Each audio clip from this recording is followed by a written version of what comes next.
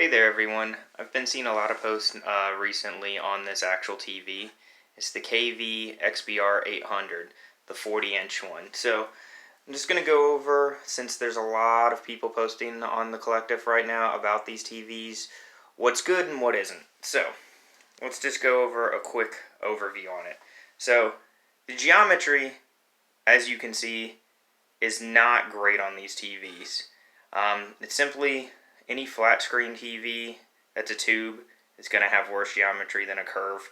It's just the nature of the beast. This is after playing around with it for a lot of hours. So it's the first thing I think everyone should look into. If you're not willing to go in the service menu, this isn't a TV for you. You're going to need to make adjustments. I've spent several hours.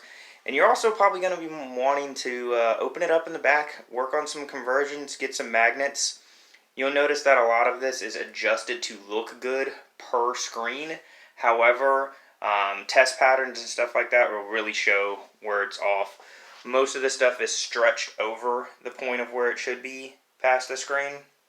You'll also notice if you look down the line right there on the Keep Playing, Need Help, and Own Star Wars, you can see that there's convergence issues. This corner especially, over here, the TV has a sloping angle like this, and it's pulled up and stretched past the points into the overscan. Same with this, you'll notice that there's not much straightness going through it, there's wobbles. Convergence can fix a lot of this. Excuse me if I'm using the wrong terminology, but convergence strips is normally what I see fixes waviness in pattern. So I want to just give you a little overview. I mean, the picture looks great. The colors are really good on the TV. So we're going to go over some systems today. The 360 is a great system for it. We've got a PlayStation 1 on S-Video. I'll also be looking into my Neo Geo CD. And we'll probably look into the GameCube also. These are all great systems for it. S-Video and up looks pretty good. What I'm going to do is pop in Sonic Unleashed real quick, and we'll take a look at that. You'll also notice a thing that I'm going to work on. You'll see there is a green push out into the corner here, and you'll see over here you're getting a green push.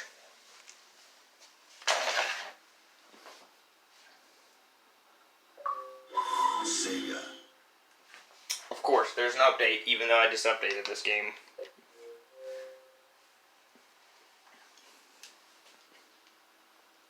What I really like about this TV is the colors.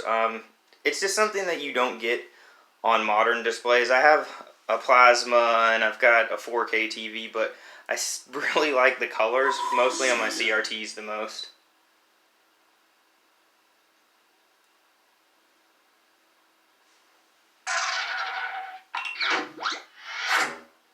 Another thing I like about CRTs versus the plasmas I have, white levels. You get really good blacks and you get really good whites, which is not the case on other things.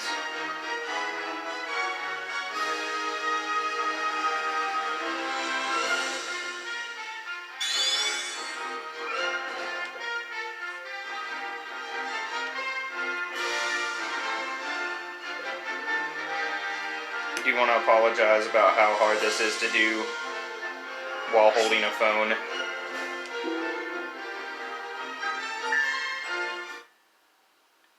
So, something I don't know if everyone knows, a lot of 360 games actually have 4:3 modes on them still, so you're going to be able to play most games on this TV properly.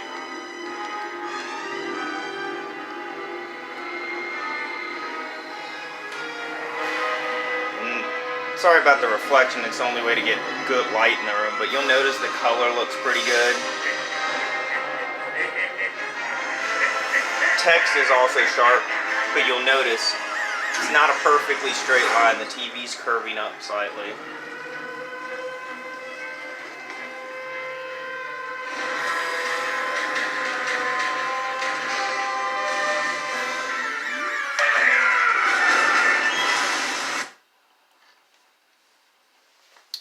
Now, weird thing, this is particularly for this game.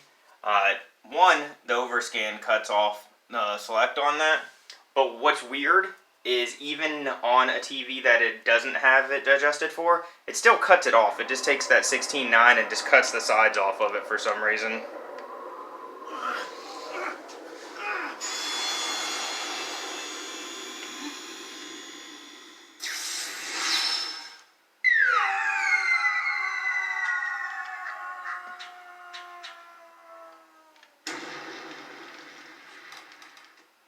I'm really trying to get into a stage just so I can show you.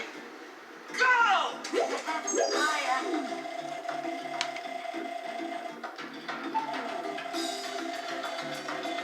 And most stuff can be adjusted, you'll notice.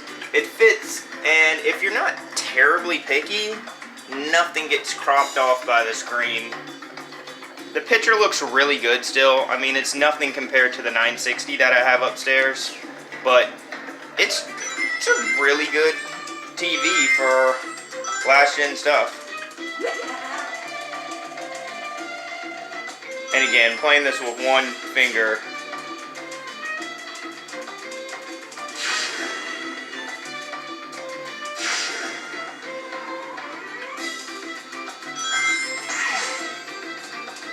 And that's as far as I can go. But I think that gives a good use case. That 360 is really impressive looking on this.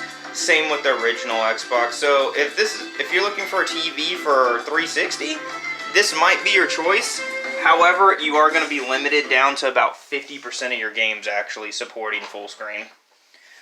So, another thing I thought we'd look at is DVD playback, which I think this TV really shines at.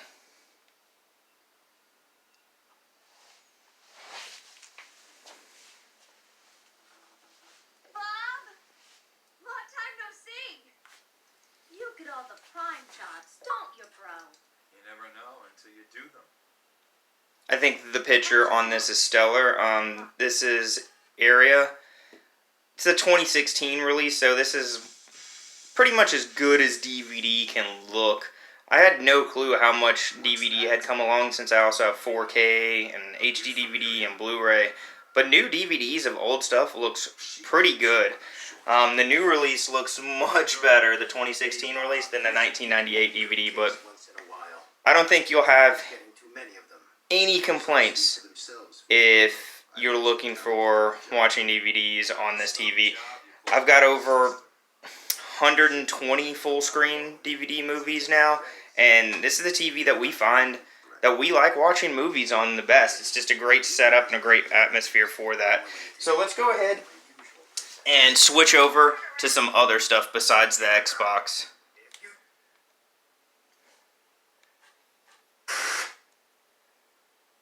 Alright, so what we're looking at now is a PlayStation 1 connected by S-Video.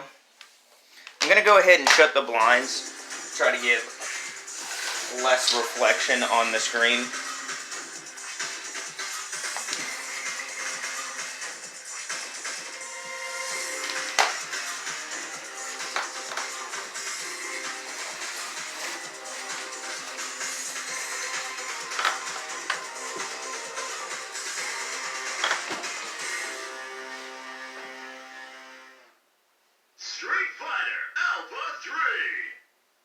Alright.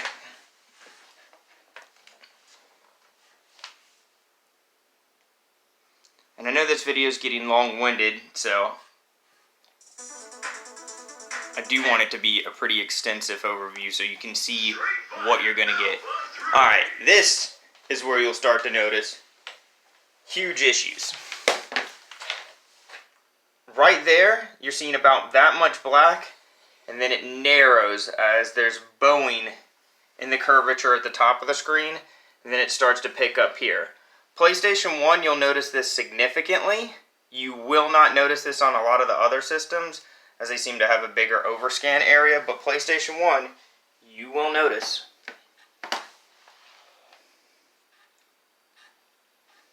Street Fighter Alpha 3.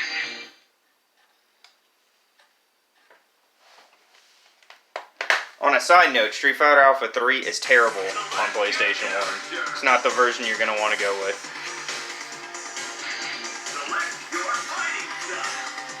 You can notice on the screen here, you'll get curvature and wavy. It's not a straight line. The A is cut off at A-ism. Same with X.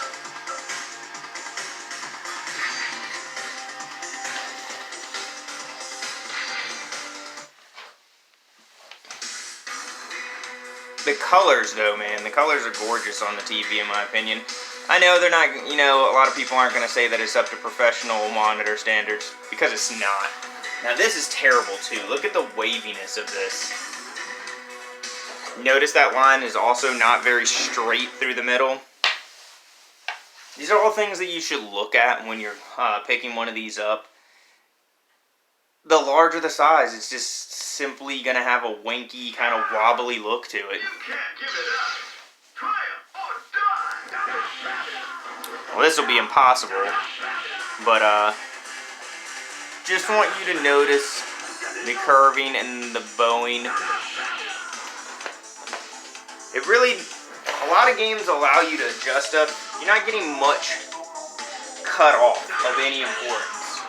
You'll notice all around, nothing's getting cut off of importance. So, it really depends how picky you are and if you value size over quality. And I wouldn't even say quality, it's just geometry is terrible on these things.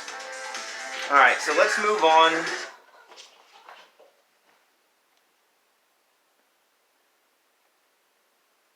You got a lot of inputs on this TV. It's a great thing about these guys.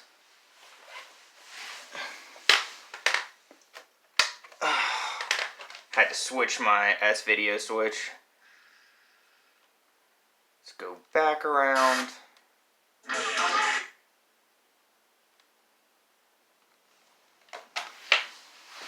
Now this is my favorite system on this TV. I love my Neo Geo on this thing.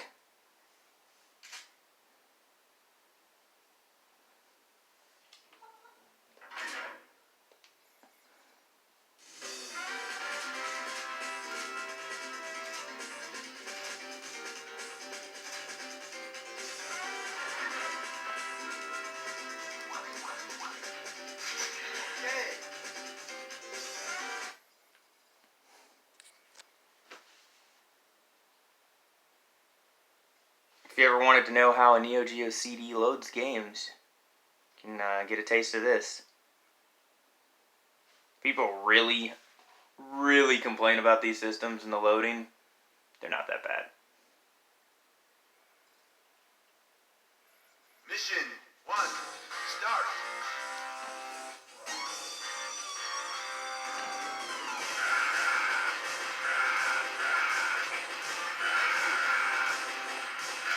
Heavy machine gun.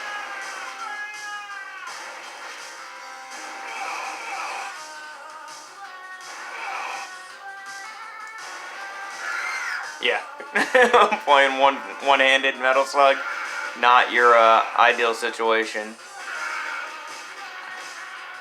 But I think the picture looks really good on this. And again, as you notice, things don't tend to get cut off much. Another thing I like about this screen is that if you're not a huge scanline enthusiast, you really can't notice them at all. Again, you'll notice the green bleeding over here, and you'll notice it bleeds into purple over here. And this is through S-Video.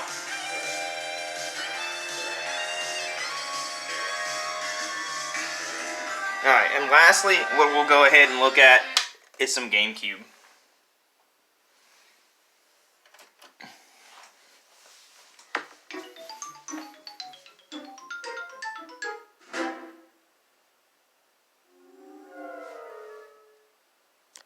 Of course, I'm doing a horrible job for you guys, but let me go ahead and throw in a game. We'll throw in some Sonic Adventure 2.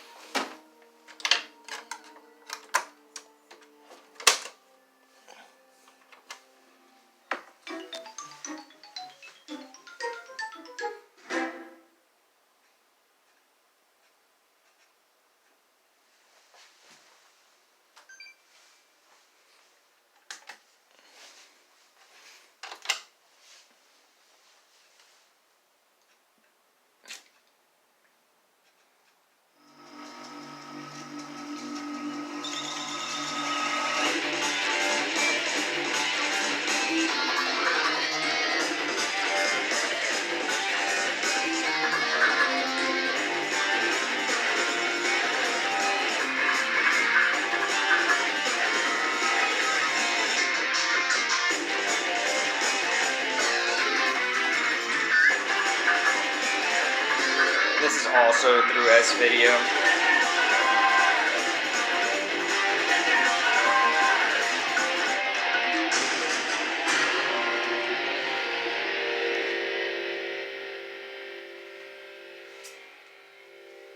Another thing to make note of, if it's something of importance to you, the sound on Sony CRTs, fantastic. The 2 sets of speakers to the side, and then they all have a big sub in the back. There's nothing in this house that I get better sound quality out of. Even in the living room, it's got a sound bar and a stereo setup. This sounds better. The room is much smaller. I'll let it go through this opening stage demo, and I will call it a wrap it here, but I think it's an excellent TV if you know what you're getting into. I'd really say that most people don't need it. But if you've got the room for it and you can handle the TV, it's about 330 pounds. Definitely takes 3-4 people to move. You're not going to want to get one of these without a stand, and I would not recommend paying for one of these anymore. You're doing people a favor by taking them away. When we looked into getting one moved, the lowest quote we could get for once we told them to wait was about $300. So to get rid of one of these guys is going to cost someone $300. So, you know, if you're willing to help them get rid of it, I think you're doing them a favor. So just things to consider. It's got a lot of ports on it. A couple of S-Videos, a DVI port. PCs hook up to it pretty well with a Windows 7 setup if you've got the right video card. But it's pretty much good for most stuff before the switch to 16.9 in my opinion. Input lag is minute. People complain about it, but it's so low. I mean, I played rhythm and action games, and on my PS3 hooked up to this, playing Beatmania 2DX, I can still get good grades on it. So if a game that requires precise timing isn't an issue for it, I can't imagine any simple platformers and stuff that most people are going to play is a legitimate complaint in case you're a professional speedrunner. So I hope this video helps people understand what they're getting into.